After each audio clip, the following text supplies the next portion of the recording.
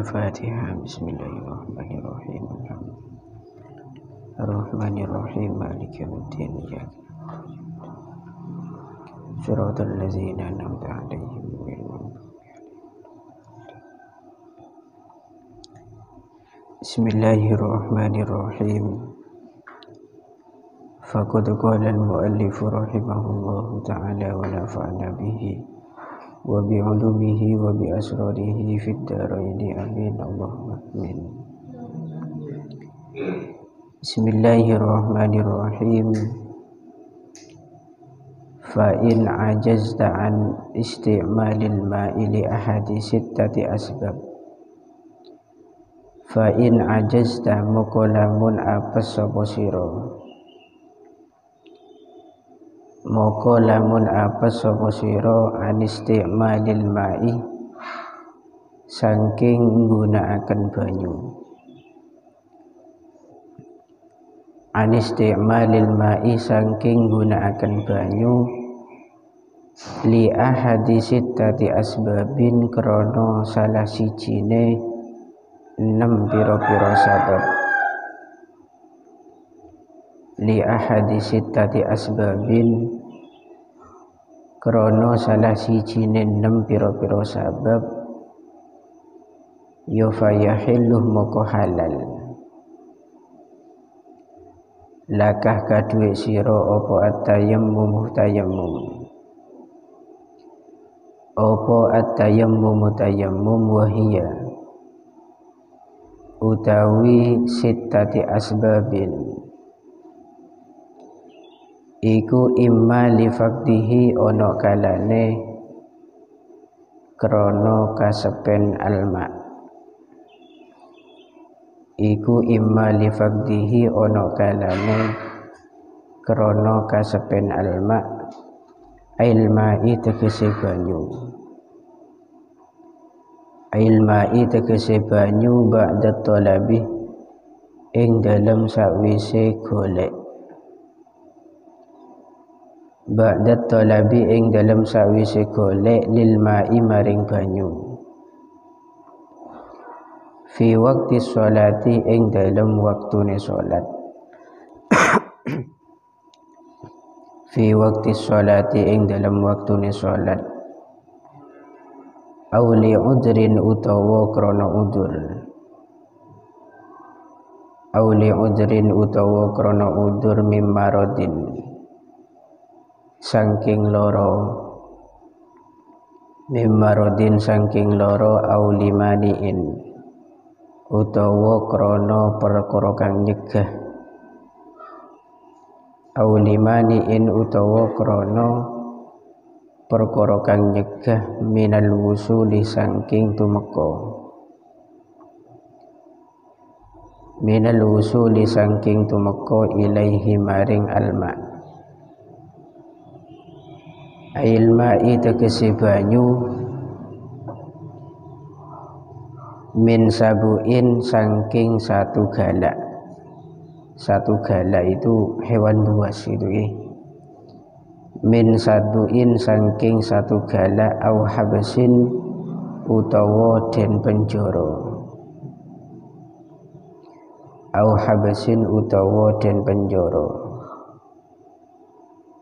Ai bi ghairi haqqin tegese kelawan tanpa hak.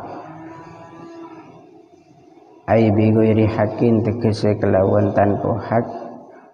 Wa hadza utawi ikilah au limani minal wusuli ilaih. Utawi ikilah au limani minal wusuli ilaih iku dakhilun kang mlebu. Iku dakhilun kang mlebu fil faqdih ing dalem kasepen. Fil faqdih ing dalem kasepen al hissi kang bangsa peningal atau panca indera gitu ya. Al hissi kang bangsa panca indera atau ya pengrasa. Kama koyok keterangan kolahu kang dawuh ing ma. qalahu kang dawuh ing ma sapa Atiyatun Al-Imam Atiyah atau Syekh Atiyah. Bismillahirrahmanirrahim. Fa in ajazta an isti'malil ma' li ahadi sittati asbabin fayahillu lakat tayammum. Apabila kalian itu tidak mampu menggunakan air, jadi tidak mampu di sini adalah istilah al-faqduh gitu ya. Karena kemarin orang itu tayammum itu disebabkan karena faqdun, karena adanya ketidakmampuan orang yang menggunakan air. Makanya al-faqdu itu ada dua macam. Yang pertama al-faqdu secara syar'i, ada al-faqdu secara hissi. Lah kok ada orang yang tidak mampu menggunakan air disebabkan karena mendapati salah satu dari 6 sebab ini, maka halal bagi orang tersebut melakukan sebuah tayammum, karena berdasarkan ayatul Quran kemarin, walam tajidu ma'an fatayammamu. Dan 6 sabab ini itu imma li faqdihi ilma ba'da talab. Ada kalanya orang itu tidak menemukan air, tidak menemukan sama sekali setelah dia itu mencari air. Karena tolab dalam tayammum atau mencari air dalam tayammum itu diwajibkan. Jadi begini, tidak boleh kita itu hanya memprediksi saja. Contoh semisal sampean kejeding, ternyata mau mandi atau mau wudhu, lah kok tidak ada air sama sekali. Setelah itu kalian menyimpulkan bahwa oh ternyata tidak ada air, prediksi saya di luar pun tidak ada air misalkan. Moro-moro sampai langsung tayammum tanpa mencari gitu ya. Maka di situ tidak diperbolehkan tayammum, karena termasuk syarat diperbolehkan tayammum harus adanya tolabul ma', yaitu mencari air. Lah kenapa kok harus mencari? Lah iya, karena ini mutalazimain, antara tidak menemukan air dan mencari itu dua hal yang berkaitan.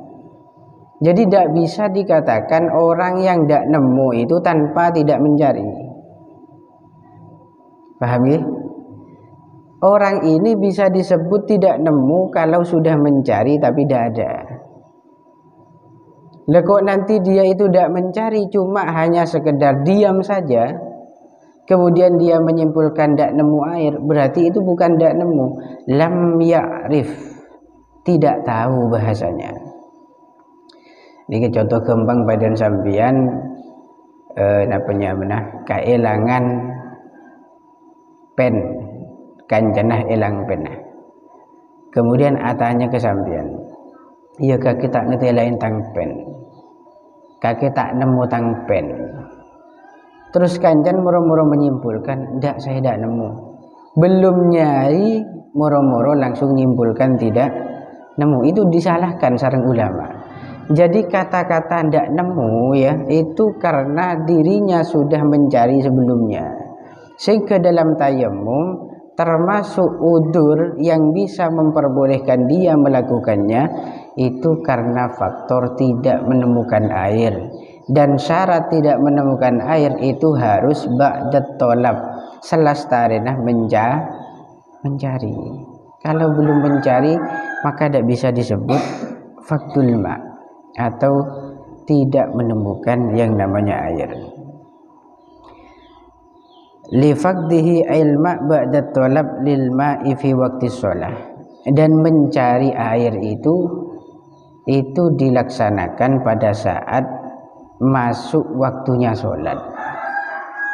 Jadi kok nanti masuk waktunya sholat mencari air ke sana ke sini dengan segala cara, kok tidak menemukan air, maka boleh, artinya halal baginya melakukan sebuah tayammum.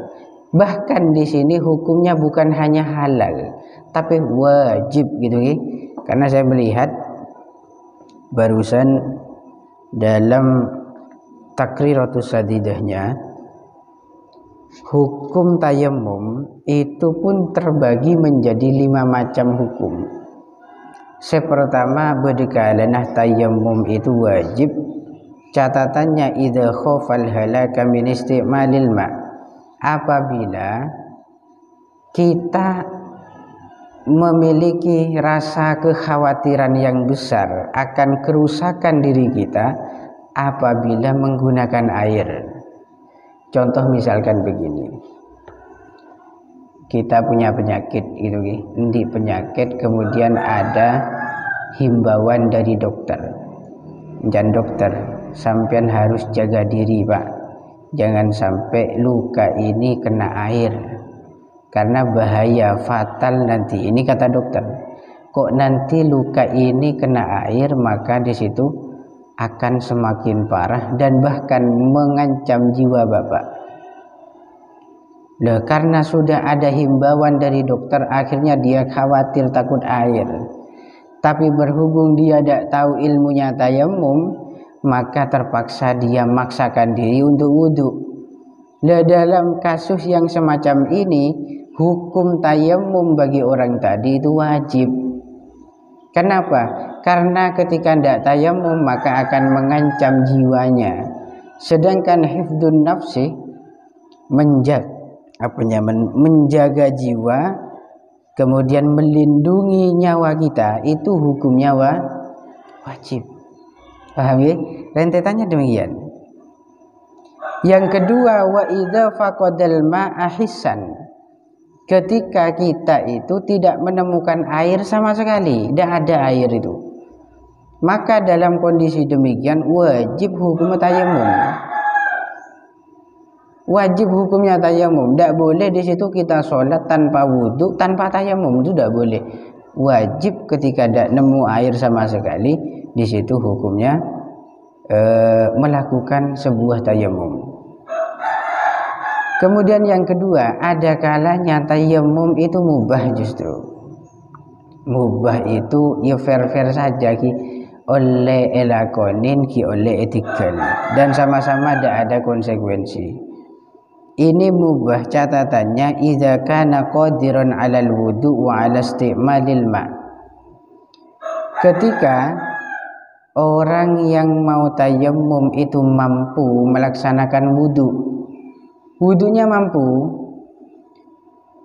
wa 'ala isti'malil ma, dan mampu juga menggunakan air, artinya tidak ada penghalang bagi dirinya, dan dia pun juga mampu membeli air andai ada air yang dijual. Akan tetapi walakin wajadahu yuba'u bi aksar min samanil misli, air yang ada pada saat itu dijual melebihi harga umumnya. Misalkan aing di kemen sebutol itu 5.000, pas jual 10.000, itu kan melebihi harga umum. Jika demikian, maka orang ini melakukan sebuah tayammum, itu hukumnya mubah. Kenapa? Masih bisa menggunakan air, namun harga air di situ melebihi harga umum. Kemudian yang ketiga, bedekalanah makruh hukumnya tayammum. Ini makruh ketika bagaimana? Yaitu i'adatut tayammum. Kita itu mengulangi tayammum, beda dengan wudu. Kalau wudu, i'adatul wudu itu sunnah, termasuk nanti tajdidul wudu, memperbarui wudu. Tapi dalam tayammum itu tidak perlu i'adah, itu tidak perlu. Bahkan kalau kita itu lakukan, maka konsekuensinya kita mendapati hukum makruh. Terus yang keempat, ada kalanya haram ma'as-sihah. orang tayamum itu berdosa karena haram, namun jika tetap dilakukan tayamumnya sah. Paham maksudnya? Haram tapi sah. Tayamum menggunakan debu yang digosok, gambarannya begini, baju tanah atau debu. Debu ini ternyata milik tetangga sampean. Dilalah karena sampean kesusu mau sholat, ndak nemu air, moro-moro diambillah debu milik tetangga sampean tanpa seizin dari tetangga sampean. Maka hukum tayamumnya itu dosa, tapi sah. Kenapa kok dosa? Karena ada unsur keharuman di sana, yaitu menggosok, menggunakan intifa debunya orang lain tanpa seizin dari mereka. Yang terakhir, ini haram disertai tidak sah. Tayamumnya itu tak sah apabila pakun dilakukan. Lah ini catatannya, idza kana al-ma'u mawjudan biduni mani'. Ketika air itu ada, air itu betul-betul mawjud, betul-betul ada, dan tidak ada penghalang baginya untuk menggunakan yang namanya air. Umpama kita wudu itu bisa, tidak ada larangan. Umpama mau menggunakan air maka tidak ada beban lah, termasuk kekhawatiran pada hewan buas misalkan. Itu tidak ada semuanya, moro-moro tayamum, maka hukumnya haram. Kenapa? Karena yang wajib pada saat itu dia wudu, bukan tayamum, karena kondisinya normal. Pun kembali lagi bahwa orang yang di situ tidak bisa menggunakan air setelah mencarinya, baik disebabkan karena udzur seperti sakit atau hal-hal yang mencegah dirinya sampai pada air atau menggunakan air, contoh seperti adanya hewan buas, atau di situ karena dipenjara. Dan di penjara ini disebabkan karena kezaliman bighairi haqqin, maka halal bagi orang yang mengalami kondisi tadi itu melakukan sebuah tayamum. Dan ini yang terakhir jabun ulama, khususon dalam kitab Maraqil Ubudiyah ini masuk dalam kategori al-faqdul hissi, tidak menemukan air secara panca indera. Loh, kok bisa bertolak belakang dengan keterangan sebelumnya?